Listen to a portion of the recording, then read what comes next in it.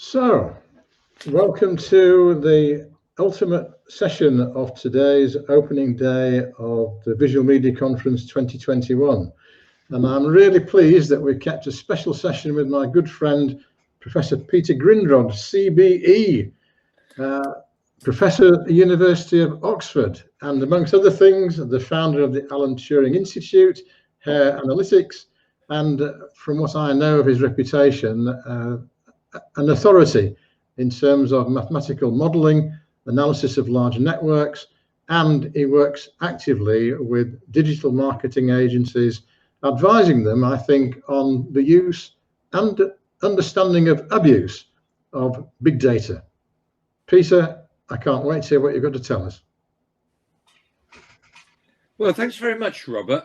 Good afternoon, everybody. It's lovely to be asked to come along and talk at this conference. And it's great we're all back after strange times we've been living through. Today, I want to talk about behavior and truth.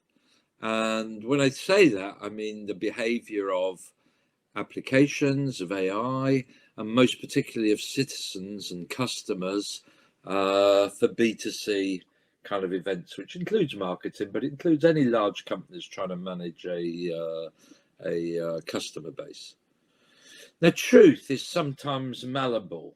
What people say, the lives they present, the images, the things they want to share online, sometimes that's a more perfect or quite a distant relation to their actual lives.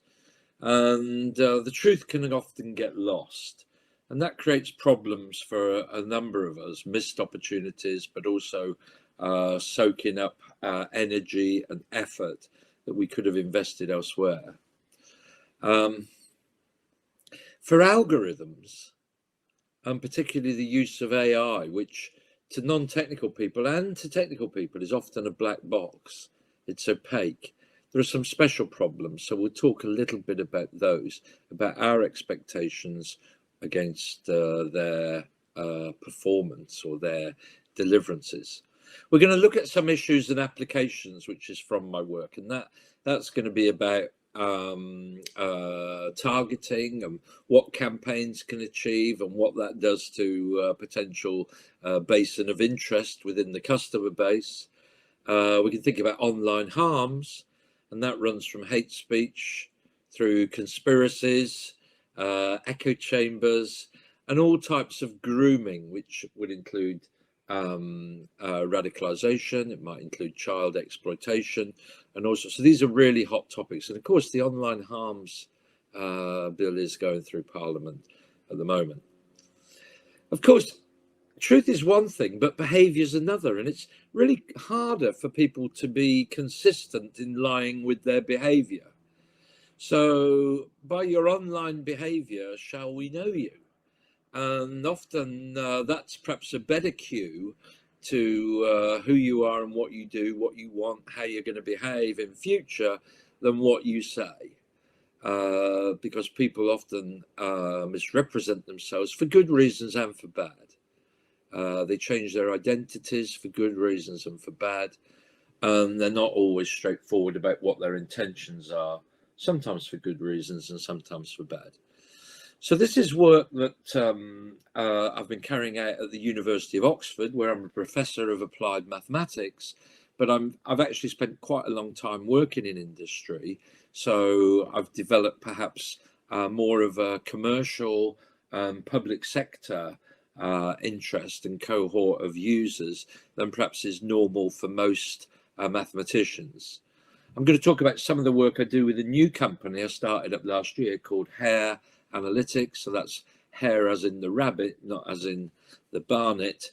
And I'll talk a little bit about some of my friends in the marketing, digital marketing industry at J-Wing in Sheffield and Leeds.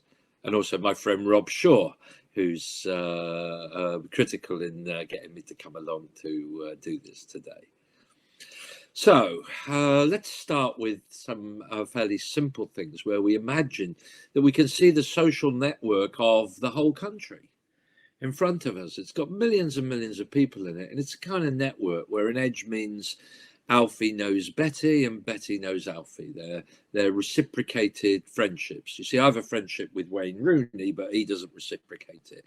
I often message him, but he never messages me back.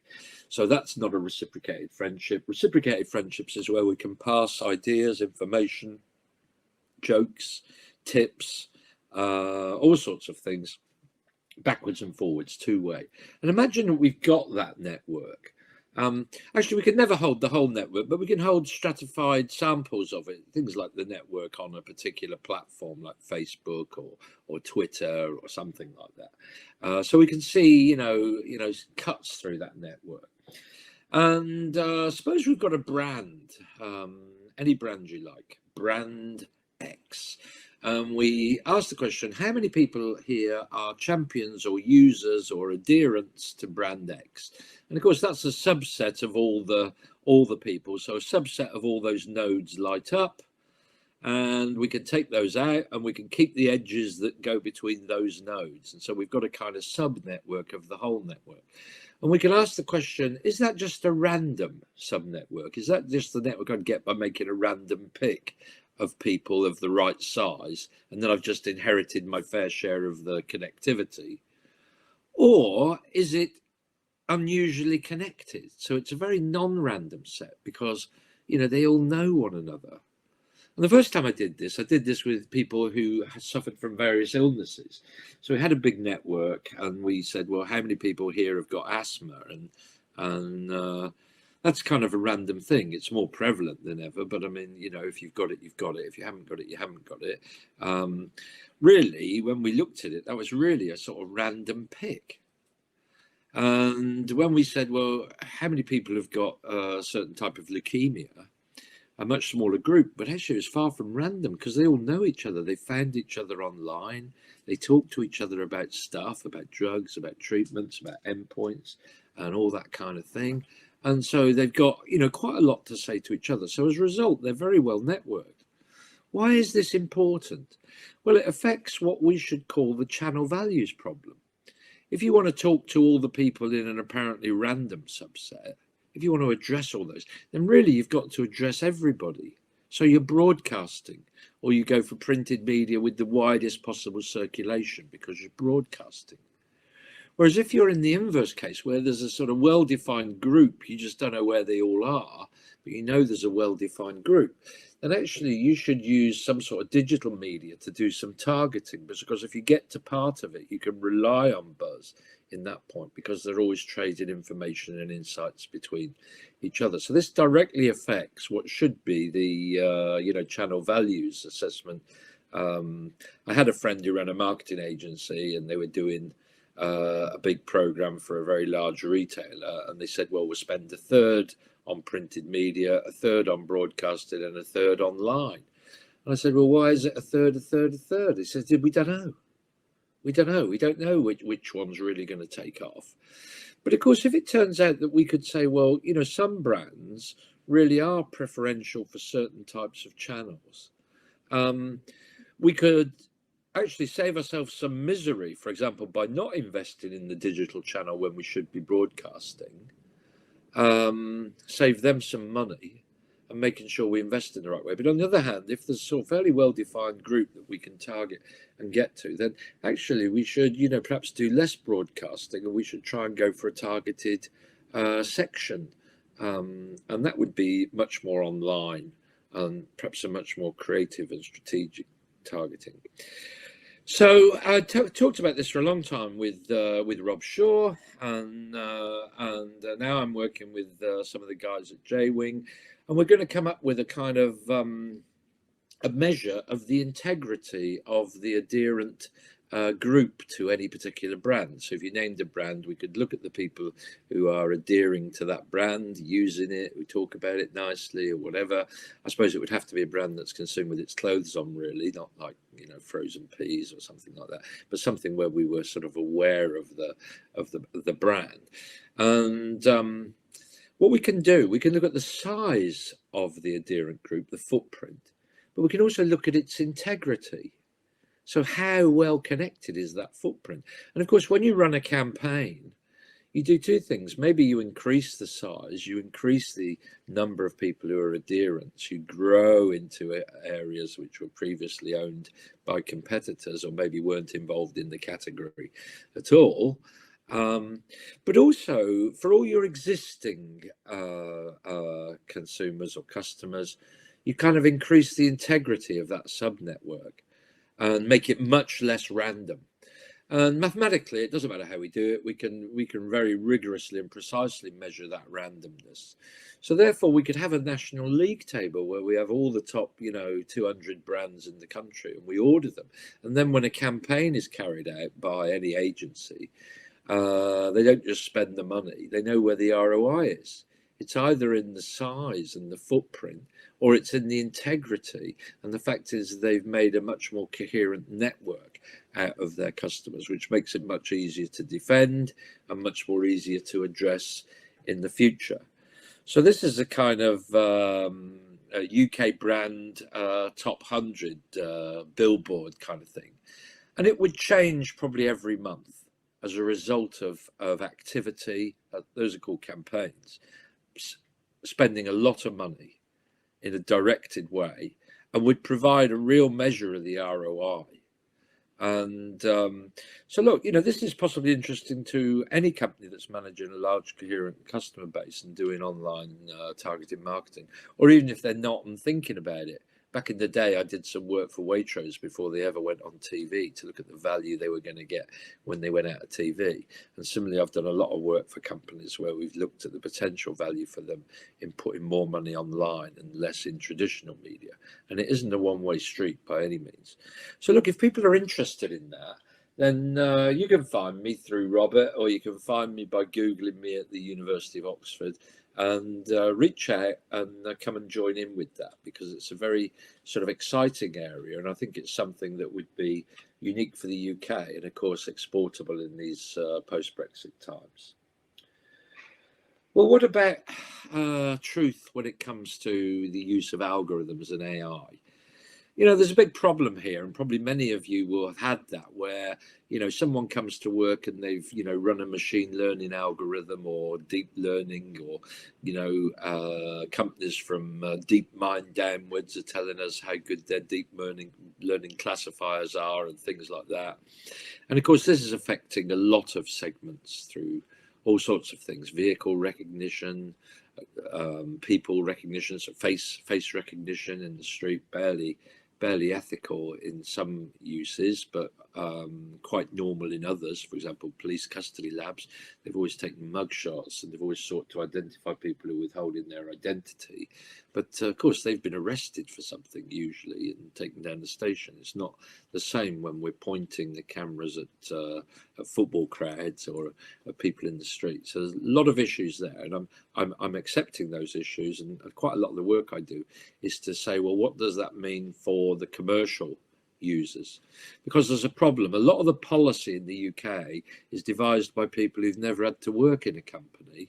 They've never had to make a month end or a quarter end, and they're coming very much from an idea that anybody who's making money out of anything must be doing something a bit illegal or hooky. And but actually, we need to help our best companies in the UK actually take advantage of new technologies and not allow excessive regulation to stifle innovation, which it will do if we're not careful.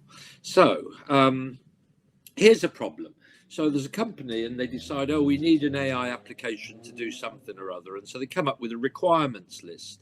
If you're a company, or if you're the Ministry of Defence for that matter, you're going to do this. You're going to say, well, I need an application that does X, and I need an application that does Y, and I need an application that does Z. So if you're the military, I suppose you say, well, I need an application that would recognise an owl from 50 paces 99% of the time correctly, or where owl stands for anything that might be a threat. And so you might have a list of requirements, that's called the specification, and then they put it out for tender, and then companies come along and they say, oh, we've got a sort of AI package and it does all your things. And you go down the list, and does it do X? Yes, it does. Does it do Y? Yes, it does. Does it do Z? Yes, it does. Great, let's buy it. Now it's just a matter of price and availability and the implementation faff and all of those sorts of things. But you see, they've only done half the work. They've asked the question, does it work? Does it perform as required in the rather limited set of specifications? Now, there's a very ancient and old set of objections to AI and algorithms called the Dreyfus objections, and I won't trouble you too much with those, but it basically says that AI always lets you down, and of course what we're using at the moment is really weak AI in the classical sense. It's not advanced general intelligence. The singularity isn't going to occur anytime soon, if ever at all, and there's no path between any research going on in any universities now and something like the singularity, where computers suddenly become more smart than human beings. We just don't have that pathway, and actually all the responsible heads of R&D in all of the big companies are all very careful when they recognize that it's only the BBC and the mindless click program that constantly conflates and confuses those. But here's the other question they should be asking. They've asked, does it work? Does it satisfy the requirements? And yes, it does. And then they should ask, when will it fail? When will it fail? Which is a harder question to ask. It's rather open-ended. We haven't said failure kind of is a very... but we've all got examples, haven't we? We've all seen examples where AI tools are spoofed. So some very small, and apparently we can look at it and think, well, that's irrelevant, that detail. But actually it spoofs the package and it now produces outputs which are erroneous. And of course, if you look at how the SAS recruit soldiers, then any soldier in the British Army can apply to join the Special Forces. But they can all run a 4-minute mile. They can all run with a backpack. They can all do 50 push-ups. They've all got 20/20 vision. They all satisfy the requirements to join the SAS. And then the SAS take them out on an assault course over a couple of weeks or something, and put them through such misery that they get at their wits' end. And then they see if they can still perform when they're at their wits' end, because that might cost the lives of themselves and their colleagues if they can't do that. So actually, they ask the question directly, when will it fail? All of these people work, they all specify the requirements, but not all of them will fail in quite the same way. And they try to get the ones who are most resilient. Now, one of the things I'm doing at the moment is working with companies and actually also the Ministry of Defence, where we're asking for certain systems, when will they fail? And this doesn't require that we just perturb the input data slightly, just wobble the real numbers, just perturb them a little bit. Perturbations usually in this sort of area just means just change the inputs a little bit and see if the outputs are stable. Those are sort of, that's a kind of small perturbation analysis that just looks for local stability. No, actually what we want to do is to produce quite substantial perturbations. So if it's an image, we might have a flock of seagulls flying over the image, or if it's an image of, I don't know, cars on a road, we might have, houses exploding on the horizon. That's completely irrelevant to the road and the cars, but the AI doesn't know that, and it's probably never seen it either in a lot of the trained data. So we can discover how many seagulls we have to have, or how many innocuous explosions on the horizon we have to have before that takes the eye and we start to spoof the outputs. And we're asking, when does it fail? This is now a topic. It's called semantic perturbations, where we're making quite large perturbations, but actually they're reasonable. And when we find out about those failures, we would pass them forwards to the users in the company, so that we say, well, look, there's a watch out here. If we're doing it in these sorts of cases, we tend to get erroneous results. And then we also pass it back to the development team and give them some work to do in terms of repairing those vulnerabilities.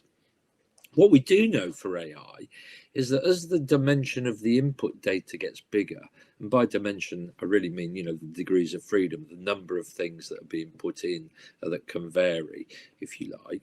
As the degrees of freedom gets large, the probability of it being spoofed becomes 1. So this is inevitable, such failures. It becomes inevitable as we put more and more in.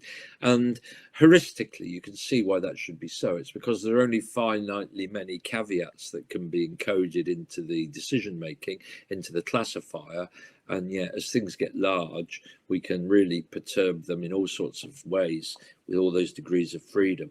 And the thing can never be trained to get over those. You know, the training data just cannot be adequate or big enough. So this is a problem of being data hungry in training. It's a problem of the ambitious nature of data scientists who are over-egging it. And of course, they make all sorts of claims. And users in companies and in public sector need to be very clear that they can see things that work in the sense of passing the test, but they're going to let them down at some point, and that will result in catastrophic loss of confidence from users and possibly very bad things happening to the companies or to the institutions that are using those. As a result of all of this, I'm now working on the national AI strategy to try and pull all this into some sort of shape, because in general in the United Kingdom we don't take enough risks in research. In fact, companies, I think, are perhaps better at taking risks and managing those risks because they can see the opportunities as high risk, high return if they're able to outgun their competitors in some way. I'm going to talk a little bit now about behaviour, and perhaps the most serious of these is the whole area of sort of grooming online, and the way you can think that somehow people are moved through stages, through different states where they become more and more vulnerable, or if it's a radicalization thing from, say, Al Qaeda or the far right wing or something like that, then of course they're moving through states where they're becoming more and more radicalized. And actually there are manuals for grooming. Don't look for them. There are manuals, which this is not left to chance, and people, as they're being radicalized, are tested so that the groomers don't spend too much time on groomees who are not going to perform at the end of the day. They filter out the people who won't perform. Okay, so a way to model this would be to have a kind of hidden, latent Markov model in the back of this, where we've got a number of states. We don't know what they are yet, but we can discover them, and we can see people being moved preferentially through these states as a result of grooming. Now, one application is sort of self-grooming, and you could think of the development of aberrant gambling activity as being like that. Obviously, some people go straight in with their both feet and they develop a problem as soon as they start, but that's not usual. Usually people go in and they start off in a very controlled way, and then it gets out of hand at some point, and they go through different phases, and it ends with misery, where they're gambling away their wages more or less as soon as they've arrived, or they're stealing money from other people, and this creates misery and often suicide and family breakup and all kinds of things. And so obviously the grooming or self-grooming and the problem gambling issue is a huge issue. Well, I set up this company called Hair Analytics last year, and actually we're doing this. We're working with some of the biggest gambling operators, and we can see all the account data. And the task we've set ourselves is to build models of the way that people develop such problems. And then we can identify not the people who've already got the problem, because my mum could recognize a problem gambler. That's easy. You can see that what they're doing. You can see where the problem is. But actually what we're doing is looking at the non-problem gamblers who are most likely to develop a problem in the near future or the medium term. And we can go to those people before they develop the problem. I know this sounds a bit like Minority Report, and it is, but actually these dynamic behavioral changes are really there, and you can always sort of find them to some extent. And so we can look at, a class of maybe quite, looks like fairly responsible behavior in gamblers, but the nature and way they're gambling, the frequency, the times of day, the volatility of their behavior and the way it's grouped up in time, or the way it's evenly spaced out, or whatever, all these properties are indicators. And we can see that there are groups that can be well defined who are in a behavioral state, which means they've got a very high probability of developing problem gambling behavior, but they haven't yet developed it. And so an intervention with some education, some encouragement, some maybe some classes so that they gamble better and more safely or something like that would be a good way to go. What's quite clear that if you wait until people have got a problem, then it's a very, very difficult thing to manage. It's like any addiction, any addicted behavior, you know, it's too late by the time it shows. We need to find people who are on the way. And that's what we're doing. And of course, we'll be working with the Gambling Commission and all sorts of that. So, you know, if people are interested in that sort of thing, it applies to a lot of other areas too, where we can see actually really good behavior. Where do you get your best customers from? Do you grow them or do you acquire them? If you grow them, then you ought to understand the phases of growth, the stages in that growth, in that customer journey. So this is really just the same as, you know, we would all call sort of customer journey modeling within a customer database. And that's all doable. It's a very exciting area. And we're working in a number of countries now where there are problem gambling issues, and the regulator's going to require this to be done. So they're doing our business development for us, really, because they require this to be done in order that these things can go forwards. Lastly, I just want to talk about conspiracy theories. So things like QAnon, we all know and laugh about, but it's actually quite serious. It's related to other things, of course, the whole rise of anti-establishment, anti-government, the anti-vax movements, where, you know, people have got a perfect right not to be vaccinated, but it seems strange that they have to rely on such fallacious non-facts and putting things around that, you know, really aren't the case. And so very interested in how those things develop. Recently I've been working on the extreme right wing, as I said, who are kind of globally, that's about 25,000 actors. 25,000 actors. We've got a fair share in the UK. These are people who might be very extreme indeed. They're all linked up. So they talk to the extremists, extreme right wing in Germany and in Australia and New Zealand, who go out and attack mosques and that kind of thing. And people in America, the Proud Boys and elsewhere. And there is a global community. What's really interesting there is that that's a network. You can imagine it as a directed network. So now the nodes are people, and then the edges are actually arrows from me to you, because I influence you and I pass information to you. And if you do to me, then there's an arrow coming back the way. So that's called a directed network. Because it's made up of arrows rather than just two-way edges as we had before. And of course, what we want to do there is to identify the circularities, the echo chambers. You know, there are two sorts of networks, really. There's like potential gradient networks, where we assign a potential to each person, and then the flow of information from me to Robert is really just the difference in our potentials. It's the potential gradient, and so it goes one way or the other way. But as soon as you have some circularity, you can't do that, because A goes to B, goes to C, goes to D, goes back to A again. So it can't all be flowing downhill. And so fortunately in maths, there's this really cute thing which will decompose any flow like that into a potential flow part and a circularity part. It's actually called the Hodge decomposition, or for vector fields, it's called the Helmholtz decomposition, but it's all the same idea. It basically uniquely decomposes any situation into circularity flows and potential driven flows.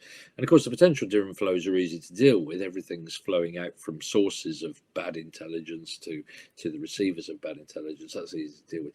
It's the circularities, and we can provide a very rapid triage and look at those kind of echo chambers, even as they emerge in response to new externalities and things like that. So look, there's a range of applications I've talked about, from measure in response to campaigns, through to semantic perturbations, through to grooming and problem gambling, through to looking at very large communities, where of course you can't do that on Twitter. All these dangerous people would be thrown off Twitter. You need to be on Telegram or something like that. It's Russian owned, so if you know, they're not going to throw these people off, and we can see all that courtesy of the German government. We can see all of that data. So in conclusion, I'd just say, look, there's a huge set of problems here, and what we're trying to do is to validate the truth of claims about people's lives and their roles, and we're trying to measure their response to interventions, which is really interventions, it's just campaigns of one sort or another, campaigns and marketing. And of course, we're trying to predict future behavior of individuals, which is based on today's behavior. So that's like a customer journey, or it's like a journey of radicalization, or worse. And lastly, we're trying to provide a triage so that we can look at massive communities and we can decide how to deal with them if there's circularities, or earlier an example where I talked about whether brands should proactively invest into digital channels over broader broadcasting channels. There's a lot here.